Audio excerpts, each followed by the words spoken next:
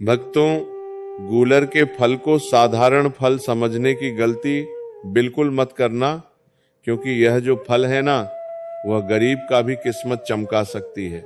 कई लोग होते हैं ना, जो इन सभी चीजों को साधारण समझते हैं और इन्हें ऐसे ही फेंक देते हैं, लेकिन उनको बता दो ये जो फल है कि साधारण फल नहीं है। हमारे सनातन धर्म में प्रकृति की हर वस्तु को ईश्वर का स्वरूप माना गया है। कुछ वृक्ष ऐसे होते हैं जिनमें देवी देवताओं का विशेष निवास बताया गया है। उन्हीं दिव्य वृक्षों में से एक है गूलर का वृक्ष।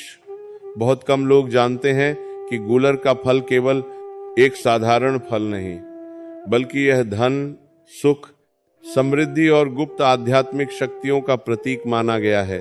पुराने समय के साधु, संत और तांत्रिक भी गूलर के वृक्ष को अत्यंत रहस्यमयी मानते थे। कहा जाता है कि यदि किसी मनुष्य को गूलर का फल सही समय और सही विधि से मिल जाए तो उसे कभी धन की कमी नहीं रहती। उसके घर में धीरे धीरे बरकत आने लगती है और रुका हुआ व्यापार भी चलने लगता है। लेकिन भक्तों, क्या आपने कभी सोचा है कि गूलर का वृक्ष आखिर उत्पन्न कैसे हुआ था? इसके पीछे भी एक अद्भुत पौराणिक कथा बताई जाती है। कथा के अनुसार प्राचीन काल में जब देवता और असुरों के बीच युद्ध चल रहा था, तब पृथ्वी पर भयंकर संकट आ गया था। लोगों के घरों में अन्न समाप्त होने लगा, व्यापार ठप हो गए और हर तरफ दुख और दरिद्रता फैल गई। तब सभी ऋषि मुनि भगवान विष्णु के पास पहुंचे और बोले, हे प्रभु, कलयुग में मनुष्य धन के अभाव से बहुत कष्ट पाएगा। कोई ऐसा उपाय बताइए जिससे उसके जीवन में समृद्धि आए। तब भगवान विष्णु मुस्कुराए और माता लक्ष्मी की ओर देखा। कहते हैं उसी समय माता लक्ष्मी के कर कमलों से एक दिव्य तेज पृथ्वी पर गिरा और वहां एक अद्भुत वृक्ष उत्पन्न हुआ। वही वृक्ष आगे चलकर गूलर के नाम से प्रसिद्ध हुआ। इस वृक्ष के फल के भीतर असंख्य छोटे छोटे बीज होते हैं, इसलिए इसे धन वृद्धि और अनेक गुना लाभ का प्रतीक माना गया। मान्यता है कि जहां गूलर का वृक्ष होता है, वहां नकारात्मक शक्तियां टिक नहीं पाती और वहां धीरे धीरे लक्ष्मी का वास होने लगता है।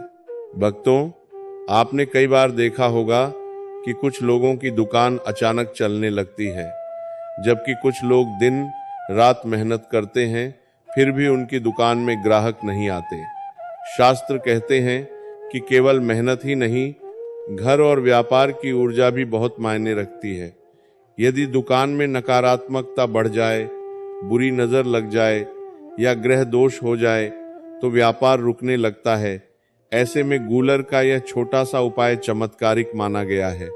यदि आपकी दुकान नहीं चल रही, ग्राहक आते आते लौट जाते हैं, पैसा हाथ में टिकता नहीं या हमेशा घाटा हो रहा है, तो शनिवार या गुरुवार के दिन सुबह स्नान करके एक ताजा गूलर का फल लेकर आएं।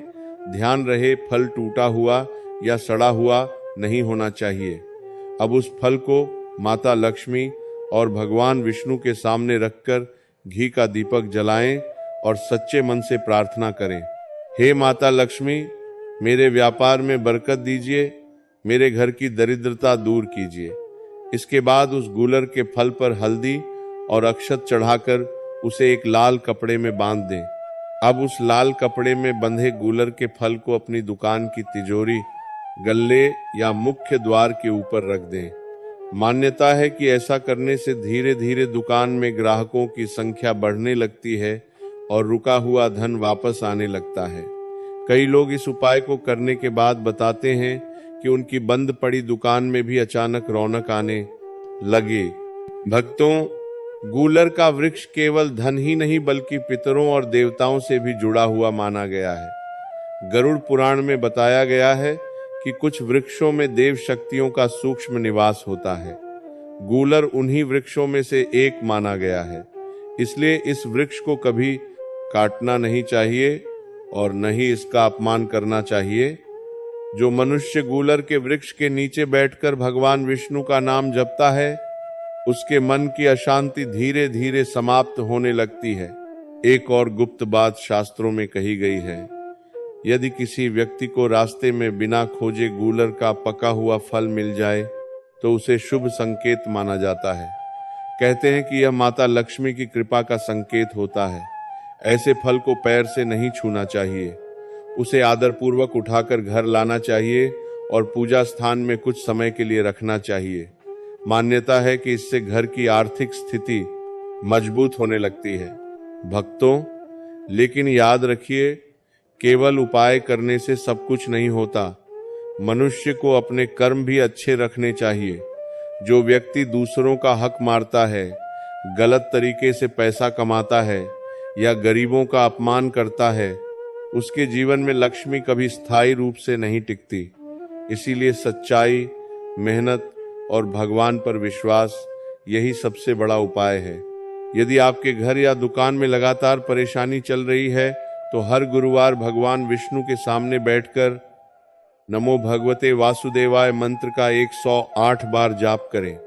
इससे घर की नकारात्मक ऊर्जा समाप्त होने लगती है और मन को शांति मिलती है।